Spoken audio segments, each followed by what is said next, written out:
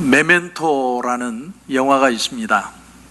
이 영화에 보면 영화의 주인공이 희귀한 기억 상실증이 있습니다.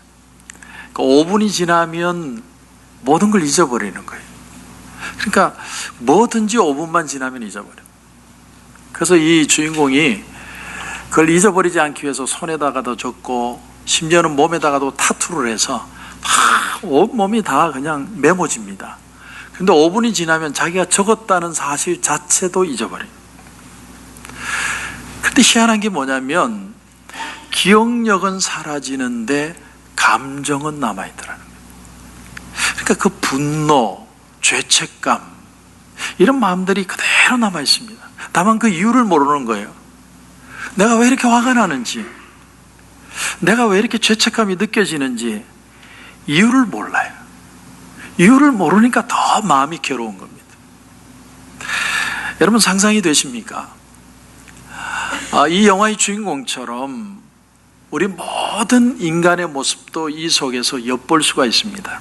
왜냐하면 우리 마음에도 이유를 모를 분노, 또 침체감, 죄책감 이런 걸 느낄 때가 자주 있기 때문에 왠지는 모르겠어요. 이유를 알면 더 좋겠는데 이유를 모르니까 더 마음이 힘이 듭니다.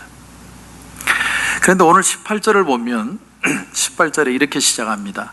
너희가 알거니와 너희 조상이 물려준 헛된 행실에서, 우리가 조상들로부터 뭔가 헛된 것들을 물려받은 게 있다라는 거예요. 조상이 물려준 헛된 것, 이건 인간은 우리 조상 대대로 조상들로부터 물려받은 죄성이 있다는 거예요. 죄성. 우리가 이렇게 나도 모르게 분노하고 좌절하고 죄책감을 느끼고 어쩔 줄 몰라 하고 침체하고 하는 이 모든 것들이 조상대로부터 내려오는 죄성이 있다. 그걸 우리가 물려받았어요.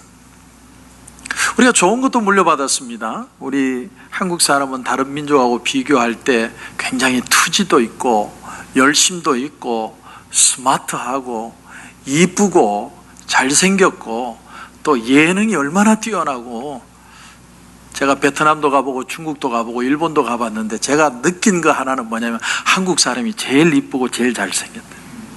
좋은 거 물려받았어요. 그런데 나쁜 것도 물려받았습니다.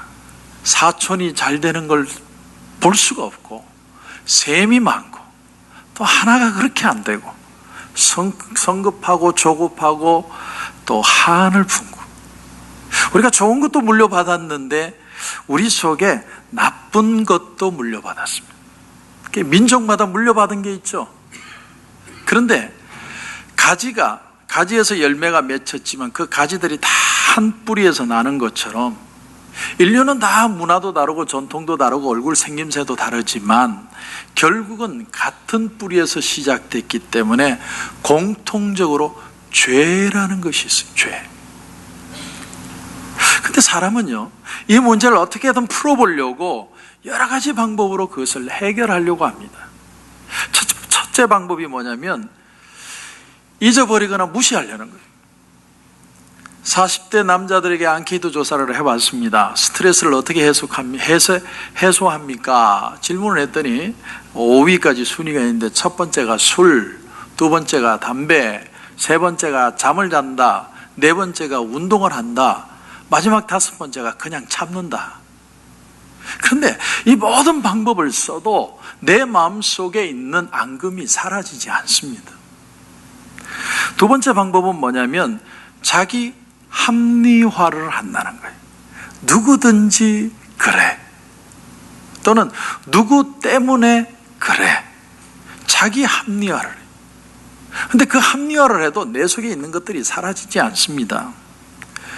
세 번째 방법은 거기에 집착하는 거예요. 집착. 여러분, 착한 사람일수록 더 집착할 가능성이 많습니다. 그런데 이 세 가지 방법이 다 바람직하지 못해요. 무시해서도 안 되고, 자기 합리화도 방법이 아니고, 집착하는 것도 옳지 못합니다. 우리는 성경적인 방법으로 은혜로 용서로 화해하는 그 방법을 배워야만 돼요. 그래서 오늘 18절 다시 보십시오. 18절 다시 보시면 너희가 알거니와 너희 조상이 물려준 헛된 행실에서, 그 다음을 보니까 대속함을 받은 것은, 대속함을 받았다 이렇게 표현합니다. 대속이라는 것은 값을 지불하고 사는 겁니다. 옛날에 노예 제도가 있을 때 노예를 그 노예 상인으로부터 돈을 주고 내 것으로 사는 거예요. 그게 대속입니다. 그러니까 우리가 이 물려받은 조상 대대로 내려오는 죄성에서 해결될 수 있는 유일한 방법이 뭐냐면 값을 지불해요. 값을 지불하지 않으면 우리는 절대로 자유함이 없습니다. 근데 그 값을 지불하고 사는 걸 대속이라고 해요. 그래서 우리가 찬송가 가수에도 그 피로 속죄함 얻었네, 예수 그리스도의 보혈의 피로 우리가 대속함을 받았습니다. 할렐루야. 예수님이 피 흘리심으로 그 피 때문에 조상 대대로 물려오던 죄성, 문제성 모든 걸 지불하고 우리가 거기서 해방될 수 있었습니다. 그러므로 이제 우리는 누구의 것이냐? 우리는 예수님의 것이 되었습니다. 내 정체성은 예수님이에요. 그러니까 신앙은 어디서부터 시작하냐면 내가 예수님께 속했다는 걸 아는 데서부터 신앙이 시작됩니다. 그래서 유명한 철학자 파스칼은 빵세에서 이런 얘기를 했습니다. 사람은 세 종류가 있다 이랬습니다. 첫째는 뭐냐면 하나님이 있든지 없든지 신경 안 쓰고 사는 사람, 그냥 사는 거예요. 하나님이 있든 없든 나는 그냥 이 세상 이렇게 저렇게 흘러가다가 살다가 죽으면 그만이다. 그러다가 보니까 하나님만 모르는 게 아니라 자기도 왜 사는지 모르고 살다가 죽는 사람이 있다는 거예요. 두 번째는 아직 하나님을 발견하지 못했지만 무던한 노력으로 하나님을 찾는 사람이 있다고 그랬어요. 무지개를 쫓는 것처럼 어디엔가 하나님이 있겠지, 막 돌을 닦든지 수련을 하든지 어떻게 해서든 하나님을 찾아다니다가 인생 헤매다가 끝나는 사람이 있어요. 그런 사람을 종교적인 사람, 철학적인 사람이라고 표현합니다. 마지막 세 번째는 하나님을 발견하고 그를 섬기고 하나님 안에 사는 사람이에요. 내가 하나님을 찾아가는 줄 알았는데 알고 보니까 이미 나는 하나님의 손 안에 있다는 걸 깨닫게 됩니다. 내가 하나님을 사랑하려고 애썼는데 나중에 알고 보니까 하나님이 벌써 나를 사랑하시고 품에 안으셨어요. 그 은혜에 감격하고 그 사랑을 매일매일 확증하며 사는 사람들이 믿음의 사람이에요. 저는 그런 역사가 우리 가운데도 있기를 주님의 이름으로 축원합니다. 그런데 오늘 본문에 또 하나의 본문을 보면 23절, 여러분 23절을 한번 보십시오.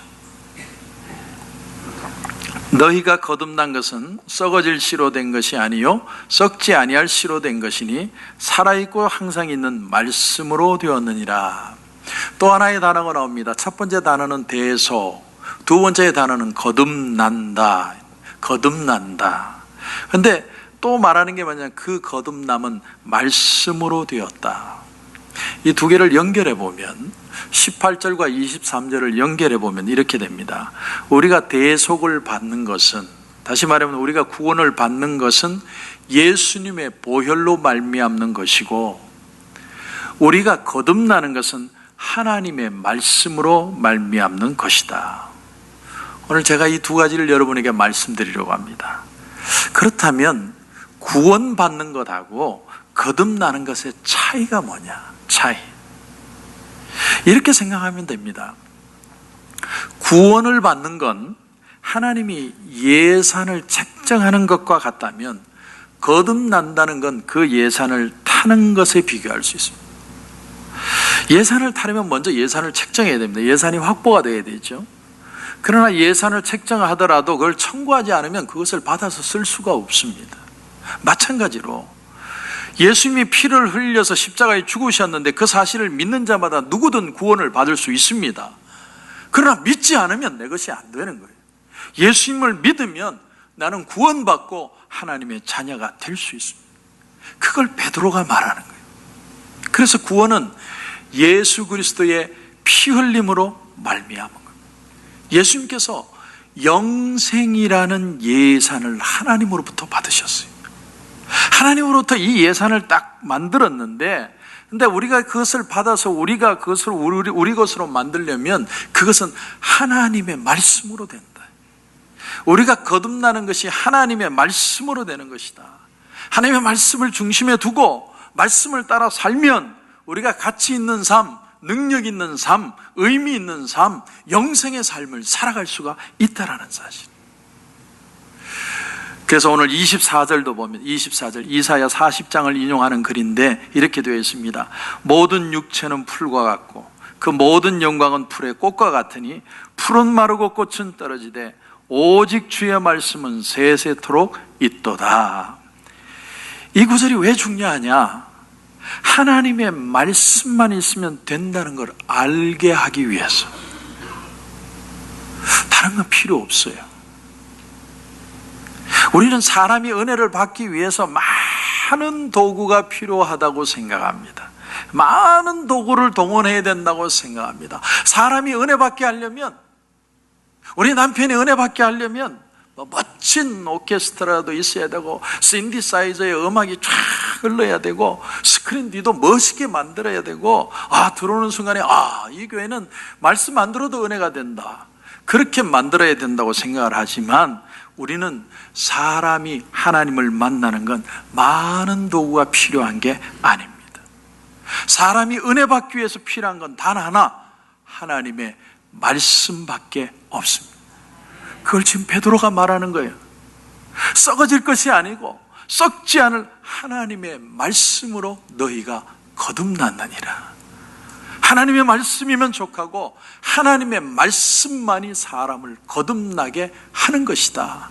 믿음은 들음에서 나며 들음은 그리스도의 말씀으로 말미암아 느니라. 믿음은 다른 데서 오는 것이 아닙니다. 우리는 믿음 안에서, 말씀 안에서 승리하는 삶이 되시기를 주님의 이름으로 축원합니다. 신구약 성경에 보면 이방인이 이스라엘에 왔다가 신앙을 배워가지고 돌아간 사람이 두 사람이 나와요. 첫 번째 사람은 신약에 나온 에디오피아 네시입니다. 네시. 근데 이 네시가 고향으로 돌아가서 신앙을 고백해서 에디오피아의 콥틱 교회를 세웠을 것이다, 역사는 말합니다.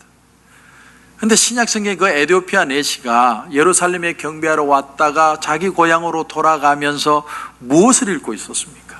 뭘 읽고 있었죠? 뭘 읽었는지도 모르면 안 되죠. 이사야서를 읽었지, 이사야서. 근데 그 이사야서를 읽는데 빌립을 성령이 감동을 해서 읽는 것을 깨닫느냐 가서 물었더니 그 네시가 하는 말이, 가르치는 자가 없는데 어떻게 깨달을 수 있겠느냐.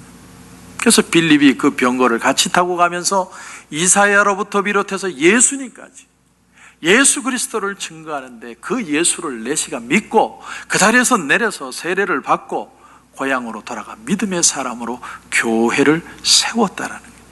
그러니까 에디오피아의 콥틱 교회는 현존하는 모든 교단의 교회보다 먼저 된 교회. 제가 이집트에 성지순례를 갔는데 콥틱 교회를 들렀습니다. 콥틱 교회. 근데 그 교회가 막 화려하고 멋있고 이런 것이 아니라 숨어서 비밀리에 그렇게 신앙생활을 하는데 자기들의 목숨을 걸고 신앙을 지키는 것을 봤습니다. 그런데 구약 성경에도 이스라엘에 왔다가 하나님을 믿고 고향으로 돌아간 사람이 있었는데 그 사람이 바로 나아만 장군입니다. 나아만 장군.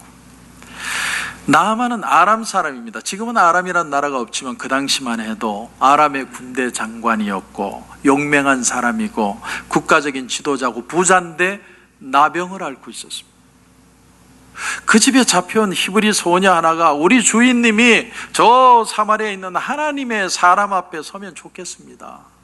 그분을 만나면 병을 고칠 수 있을 텐데, 그 얘기를 듣고 아람 왕이 사인을 하고 편지를 적어서 그가 이스라엘로 갑니다. 그래서 엘리사 선지자에게 찾아갔는데 엘리사 선지자가 뭐라고 그랬습니까? 요단강에 가서 7번 몸을 담그라, 씻으라. 처음에는 나아만이 뭐 이런 사람이 다 있느냐 화를 냈지만 결국은 들어가서 몸을 씻고 깨끗하게 나음을 입었습니다. 그리고 나서 나만 장관이 엘리사에게 뭐라고 얘기하느냐면 열왕기하 5장 15절에 보면 내가 이제 이스라엘 외에는 온 천하에 신이 없는 줄을 아나이다. 이스라엘 하나님 외에 이 땅의 모든 신이라는 건 가짜라는 거예요. 여호와 하나님만 진짜 하나님이라는 거예요. 그리고 결단하기를 그 다음에 뭐라고 얘기하느냐면 이제부터는 종이 번제물과 다른 희생제물을 여호와 외에 다른 신에게는 드리지 아니하고 다만 여호와께 드리겠나이다. 다른 신은 섬기지 않겠대요. 나이 든 남자가, 여러분 생각해 보세요. 사회적인 지위가 높은 남자가 자기가 지금까지 살아온 삶의 방식을 다 던져버리고 지금까지 믿던 종교, 지금까지 가지고 왔던 전통 다 버리고 미신 다 버리고 내가 오로지 여호와 하나님만 섬기겠습니다. 대단한 일이에요. 대단한 일. 얼마나 대단했으면 성경에 기록되었겠습니까? 그런데 여기서 우리가 질문하고 싶은 것은 에티오피아 내시는 예수 그리스도를 믿고 고향으로 돌아가 콥틱 교회를 세웠는데 나아만은 여호와를 믿고 자기 고향으로 돌아가서 그 믿음의 유산이 어디에 있느냐라는 거예요. 그게 없어지지는 않았을 거예요. 내가 하나님을 믿겠다, 하나님만 진짜 신이라고 그 고백한 그 신앙이 사라지지 않았을 겁니다. 그런데 없어졌어요. 성경도 기록하지 않습니다. 없어졌어요. 여기서 말씀드리고 싶은 건 그 차이가 도대체 뭐냐는 거예요. 도대체 무엇이 이토록 다른 결과를 가져오느냐? 에티오피아 사람은 고향을 돌아갈 때 뭘 가지고 돌아갔죠? 성경책을 들고 왔습니다. 그것이 이사야서만 있던 구약 성경에 있던 성경 말씀을 들고 왔어요. 성경 말씀을, 성경책을 들고 왔기 때문에 세월이 흘러도 그 믿음이 변질되지 않고 믿음을 분명히 지킬 기준이 있었는데 나아만은 고향으로 돌아갈 때 뭘 가지고 돌아갔죠? 뭘 가지고 갔습니까? 성경에 나오죠? 읽어봤어야 알죠? 열왕기하 5장 17절에 보면 나아만이 이르되 그러면 청하건대 노새 2마리의 실을 흙을 당신의 종에게 주소서. 여기서 우리가 추측하는 게 뭐냐면 엘리사 선지자의 시대에는 아마 성경책이 없었던 것 같다. 왜? 성경책이 있었으면 성경책을 줬겠죠. 이 말씀을 따라 사십시오. 근데 성경책을 주지 않고 흙을 가지고라도 돌아가고 싶어 했던 이유를 보면 그 당시에는 성경이 많은 사람들이 읽는 그런 책이 아니었을 것이다. 그렇다면 왜 흙을 가지고 갔느냐? 아마 추측하기는 그 흙을 앞에 뿌려놓고 하나님 앞에 홀로 예배드리기 위해서 가져가지 않았을까? 근데 세월이 지나가면서 나아만이 신실한 신앙인이고 신실한 신앙인이 되어서 돌아갔지만 그러나 세월이 지나가면서 그 신앙의 유산은 변질되기 시작하고 다른 것과 섞이기 시작하고 섞이더라도 알 도리가 없게 된 거예요. 다른 것과 섞이더라도 성경이 있어야 이건 잘못된 신앙이다, 이렇게 하면 안 된다, 주님은 우리에게 이렇게 가르치지 않았다, 그렇게 알 수 있는데 책이 없으니까 신앙이 변질되고 다른 것과 섞일 수밖에 없었을 것이다. 세월이 흘러가면서 나아만은요 갖고 있던 신앙은 사라져버릴 수밖에 없었지 않았을까? 오늘 말씀에 한번 적용해 보면 18절 말씀에 조상으로부터 물려받은 헛된 것들에서 나아만은 하나님의 말씀 요단강에 7번 몸을 담으면 깨끗해지려는 그 하나님의 은혜를 체험했습니다. 근데 23절 너희가 거듭난 것은 하나님의 말씀으로 되었느니라. 하나님의 말씀에는 2가지가 있어요. 첫째는 로고스입니다. 이건 보편적이고 일반적인 하나님의 말씀입니다. 또 하나는 뭐냐면 레마예요. 레마는 뭐냐면 특별히 나에게 주시는 말씀. 나아만은 특별한 말씀을 받았습니다. 요단강에 들어가서 7번만 몸을 담그면 너는 나을 것이다. 하나님의 특별한 말씀이 왔는데 그 말씀이 계속 들려오지 않아. 우리 영혼이 살아나려면 하나님의 말씀이 계속 들려와야 합니다. 나아만은 엘리사에게 이런 부탁을 합니다. 내가 여호와 외에 다른 신을 섬기지 않겠다. 그런데 내가 왕을 모시고 있기 때문에 왕이 이방의 신전에 들어가서 숭배할 때 자기 손을 의지한다. 그만큼 왕이 나만을 의지한다는 거죠. 그렇기 때문에 내가 한번 고개를 깜빡하는 건 이해를 해달라. 그때 엘리사가 뭐라고 대답을 했을까요? 평안히 가라. 하나님이 그 입장 이해하신다. 그런 거 아닐까요? 그러나 여기서 더 중요한 사실은 나만이 이스라엘에 흙을 가져가서 그 앞에 흙을 뿌리고 하나님 앞에 예배하고, 그런데 또한 이방 신당에 들어가서 어쩔 수 없이 고개를 끔뻑하면서 그 마음이 흔들리지 않도록 붙들어 줄 수 있는 말씀이 없었다는 거예요. 그래서 성경도 뒷얘기를 하지 않습니다. 한번 하나님의 은혜의 해에 비침을 받았습니다. 근데 계속 거듭난 삶을 살려면 하나님의 말씀이 있어야 됩니다. 그러므로 오늘 제가 여러분에게 드리고 싶은 말씀은, 우리가 예수 그리스도께서 2000년 전에 이 땅에 오시고 십자가에 달려 죽으시고 부활하신 사건이 오늘날 그 예수님의 말씀과 정신과 그분의 올바른 믿음을 간직할 수 있는 길은 바로 성경 말씀이 오늘 우리에게 있기 때문인 줄 믿습니다. 성경 말씀이 있기 때문에 세월이 아무리 바뀌어도 예수님의 말씀, 예수님의 정신, 예수님의 제자가 되는 것, 예수님을 통한 구원, 교회의 필요성, 올바른 신학, 올바른 신앙, 이걸 간직할 수 있는 거지. 만약에 성경 말씀이 없었다면 아무리 예수님이 많은 일을 하시고 아무리 사도들이 기적을 베푸는 일이 있었다 할지라도 100년, 200년, 500년, 1000년, 2000년 지나오면서 그건 잊혀지고 섞이고 변질되어서 아마 사라져버렸을 겁니다. 그렇기 때문에 에티오피아 사람은 성경책을 갖고 가서 콥틱 교회가 이루어질 수 있었다. 인터넷 뉴스를 보니까 현존하는 성경책 중에 가장 오래된 성경책이 에티오피아에 있다고 합니다. 근데 지금은 그게 염소 가죽에다가 적은 글인데, 그림도 있고 글도 있는데 그게 하도 오래돼가지고 달라붙어가지고 이건 떼면 그냥 다 떨어질 것 같은데도 그 성경책이 여전히 보존되어 있다는 것, 이게 중요한 거예요. 하나님은 우리에게 말씀을 주셨습니다. 할렐루야. 그 말씀을 통하여 믿음을 얻게 하시고 얻는 것뿐만이 아니라 간직할 수 있게 해주셨습니다.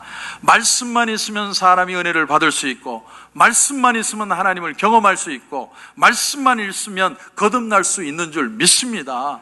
다른 건 필요 없어요. 종교개혁가들은 그걸 알았습니다. 특별히 종교개혁가 중에 칼빈은 예배뿐만이 아니고 예배당도 다 뜯어고쳤습니다. 그래서 종교개혁가들은 예배당이 아니고 그냥 방이었습니다. 장식도 없어요. 십자가도 다 떼냈어요. 당연히 마리아상, 예수님상, 심지어 악기도 오르간도 다 떼냈습니다. 왜 그런 줄 아세요? 하나님의 말씀만 있으면 된다고 믿었기 때문에. 이게 개혁신앙입니다. 근데 세월이 지나가면서 개신교가 점점 부수적인 것을 갖다 붙이기 시작했습니다. 그래서 오늘날은 개신교가 뭐가 너무 많아요. 뭐 음악도 그렇고, 음악도 무드를 쫙 깔아줘야 사람들이 은혜를 받을 것 같고. 중세 가톨릭 교회가 사람들에게 감화를 주기 위해서 너무 많은 도구를 의지했습니다. 우리는 흔히 생각하기를 뭐 중세 신학이 타락을 했다, 믿음이 없었다, 이렇게 쉽게 생각을 하지만 그게 아니고, 그들은 너무나 많은 노력을 했습니다. 사람들이 뭔가 하나님을 경험할 수만 있다면 막 예식도 7개나 만들었어요. 7개의 성례식이 있었습니다. 그리고 예배당 안에 어떤 종교적인 의미를 나타내기 위해서 그림이든 조각이든 다 갖다 붙이고 별의별 행사를 다 하고. 그래서 제가 신학교 다닐 때 교수님이 뭐라고 강의를 했느냐면, 천주교는 하나님이 천천히 내려오시고 개신교는 하나님이 즉시 오신다, 이렇게 했어요. 하나님도 좀 기다렸다가 예식 다 끝나면 오셔야 되고 예식에 맞춰서 와야 된다고. 그게 천주교다. 근데 아이러니하게도 그렇게 한 이유가 뭐예요? 사람들이 어떻게 해서든 하나님을 경험하게 하기 위해서. 그 의도는 좋았는데 방법이 틀렸어요. 사람이 뭘 많이 준비해야, 막 무드가 있어야 하나님도 임하고 경험하는 것이다. 그게 인간의 착각입니다. 개혁정신이라는 건 말씀만 있으면 된다. 그래서 개혁가들이 깨달은 게 뭐냐면 다른 건 하나도 필요 없다. 성자도 필요 없다. 그래서 성자상 다 떼버리고 예식 7개 필요 없어. 2개만 있으면 돼. 성찬식하고 세례식. 나머지는 다 걷어들였습니다. 그리고 예배당 안에 그림이 왜 붙어 있어요? 예수님 초상화는 왜 갖다 붙여요? 필요 없다는 거예요. 오히려 그건 제2계명에 위배되는 거다. 하나님을 형상화하는 것이다. 그림 떼고 악기도 다 떼내고 악기로 음악으로 사람들을 감정적으로 움직이려는 거 다 필요 없다. 오히려 그건 성령의 역사를 방해하는 것이다. 목사님, 그럼 오늘부터 이 앞에 있는 키보드하고 드럼하고 다 치우자는 얘기입니까? 그 얘기하는 거 아니에요. 성령의 역사가 아닌 감정으로 접근하는 건 옳지 않다는 거예요. 그러므로 뭐만 남았느냐? 뭐만 남게 되느냐? 하나님의 말씀. 그렇게 개신교회가 시작된 거예요. 그러나 수백 년이 지난 지금 개신교회는 너무 뭐가 많이 붙었어요. 그럴 필요가 없어요. 결국은 하나님의 말씀에 대한 믿음을 상실하니까 자꾸 다른 것으로 애도해서 그 믿음을 만들어 보려고 하는데 하나님의 말씀만 있습니다. 그러므로 오늘 이 시간에 우리가 무엇으로 돌아가야 되느냐? 말씀의 결론은 이것입니다. 말씀으로 돌아가야 합니다. 말씀과 성령만 있으면 됩니다. 그 은혜로 승리하는 저와 여러분이 되시기를 주님의 이름으로 축원합니다.